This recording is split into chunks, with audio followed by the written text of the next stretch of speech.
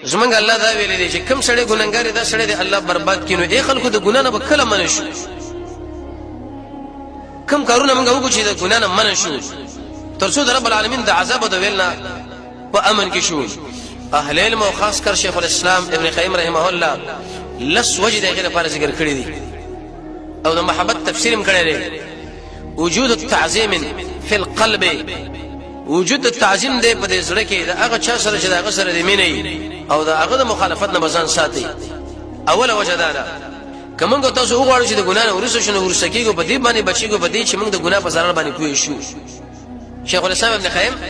هغه جواب الکافی کله او باغی کې دا خبره ذکر کړي چې کم سړی سر بد نظرې نه کوي نو د زړه کې به الله سل مرزونه پیدا کوي چې دا سل مرزونه موږ له یاد شنو به ګنا له ورزونه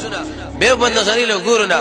موږ د قانون مخالفت شوی دی په دې کې د الله او د الله رسول مخالفت هم کیږي او ګنام کیږي او دام غوړو چې الله حلال رزق راکړه دا دروغ دي د ګنا په ضرر باندې علم دیمه وجدار چې موږ د ګنا نه هغه وخت کې منه شو چې کله موږ د الله نه حیا وکړو د الله نه حیا کول پکار دي حیا به څه ویل شي رسول الله فرمای ترمذی کې روایت ده یو ورځ ملګرو ته پوښتنه کې اتدرون الحیا حیا پیژنې صحابه ظاهري معنا وکړه حیا دې ویل شي چې انسان د سر او د غوګونو د پوزې او د ژبې او د سترګو کنټرول کوي صحیح استعمالي دا حیاناک دی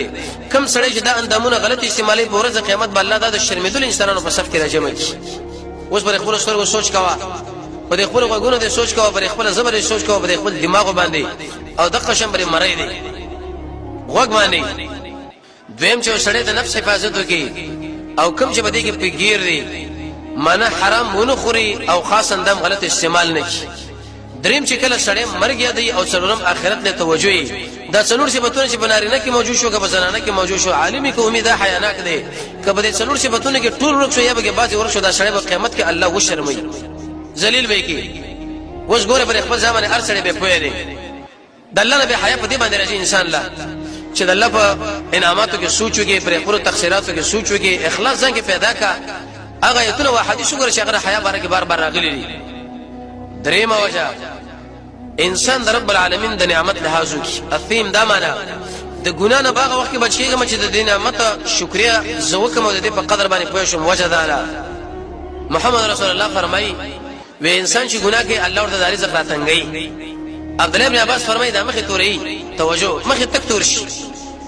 عبد الله بن مسعود فرمایي به دا ګناه دلته چې کار لکه مچ اچھا د پوجا په یو طرف باندې کینې کله ببل او څلورم وجدار چې کله سړی د رب العالمین نو ویریږي چې لکه تقصور اور الله دی عمر رضی الله عنه ورته ویل د سهیل ابن عمرو مبارک ویل یا رسول الله دا شاعر دی فصیح بلیغ دی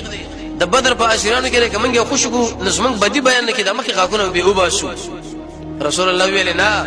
وی عمر رضی الله عنه یریګم په ورځ قیامت چې ما باندې رب العالمین حملونه کې و ان كنت نبیا اگر که نبی ما د الله حمله نه یرا چې دا قلب موږ راګیره اوس موږ د الله حمله به د سخت را ان بشر ربک للشدید قران کې رب العالمین فرمایي دا ستر رب چې کله نیول کې بیٹه سخت نیول کې موږ الله به دې سره کلک رانیش ذلیل کې به قران کې رب العالمین فرمایي به دا سړی د کړنجي کې لکه د سپي بچي یجرون دا منه کړنجا کوي د سپي بچي چې کله یخنی لا پاتې شو د شنګار ته کوي الله دې انسان نه به رس کړنجار زو باسم خو چې کله الله موږ راګیر کی الله دې موږ تاسو راګیرې نه بنځما وجدار تیم سړی به د ګنا نه پدې بچي چې رب العالمین سره مینه وجدار چې چا سره مینه دغه مخالفت نه ځان ساتي او مینه په دې راځي قران سره تعلق ساته د منځ سره تعلق ساته د رب العالمین ذکر کوا د الله د رضا کوشش کوا د الله د نمونه سره تعلق ساته رب العالمین له وخت ورکوا د خپل سره د الله په وړاندې یو مجرم ونه تړه د الله د اولیاء او نیکانو سره کینا د محمد رسول الله تابعداري کوا د الله لپاره ورانه کوا د الله لپاره جوړه قران په غمګین आवाज باندې وایا د ټول نعمتونو نسبت رب العالمین لکوا امانت کې خیانت مکوا دروغ موایا د وعده پابندي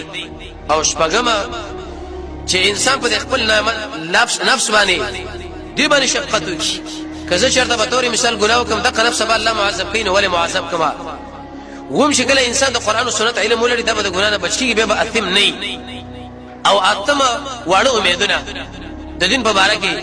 چله کده قسمه خره مونږ د چله کې درس دی د دین به ورسره بل درس یې پاتې کېږي مې نه د سړی به ګنا نه کوي او نه هم د ارچا خوراک نه ځان ساتل د من ارزه کې خوراکونه کو د ارچا خوراکونه کو نه پیژنو چې لکه د څنګه خوراک دی حلال دی که حرام دی ځکه څنګه د ارچا وران ګډ وډ دی عمر رضی الله عنه فرمایي و ان من الصرف ان تاكل كل ما تشتهي و دام اسراف دی چې د خپل دیګ نه په هر وخت خوراک کوي ټیم دې معلومه دی خوراک او لسمه چې کله رب العالمین سره انسان قوي مینه محبت ولري